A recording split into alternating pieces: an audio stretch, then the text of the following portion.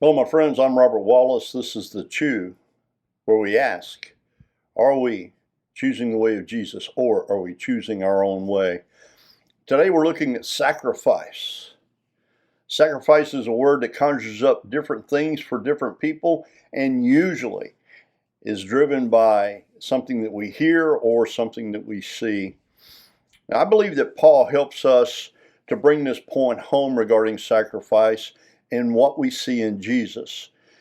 We're looking at Philippians chapter 2, verses 5 through 11 for today's Chew. We're still referencing back to Matthew chapter 6, verses 1 through 18, but for our conversation today, Philippians chapter 2, verses 5 through 11. And Paul starts off telling us that our relationships with each other need to be with the same mindset as Jesus Christ. In verse 6, he says this, who, being in very nature God, did not consider equality with God something to be used to his own advantage. Rather, he made himself nothing by taking the very nature of a servant, being made in human likeness. And being found in appearance as a man, he humbled himself by becoming obedient to death, even death on a cross. Jesus sacrificed his very place with God, as God in heaven, set aside all of his authority to be born as a human being with all of our weaknesses as human beings. He humbled himself to become a servant to God the Father and God the Father's plan of redemption and restoration, and to serve humanity.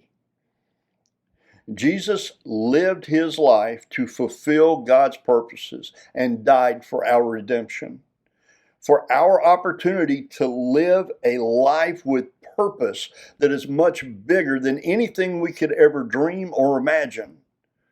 A life filled with hope, joy, and peace. I have to ask these questions, and I hope you will ask this question of yourself. Am I willing to sacrifice my desires, dreams, and goals for God's? Am I willing to live sacrificially in this life in favor of life everlasting? Am I willing to meet the needs of others, to pray, fast, and forgive, all to the glory of God?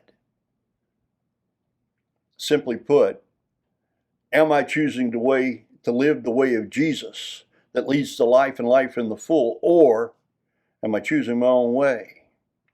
I'm praying for us as we consider what I've shared here today, as we read this passage from Philippians and Matthew chapter 6, that as we consider all of this and the questions that I hope that you will ask yourself, let's invite the Holy Spirit to give us eyes to see and ears to hear God's truth from his word. Let's have receptive hearts and minds to receive those truths deep within us. And then let's take action today as led by the Holy Spirit with the same boldness, commitment, and courage of Jesus. I pray you'll have a wonderful day, my friends. Go in the peace of God. Blessings to you. Bye for now.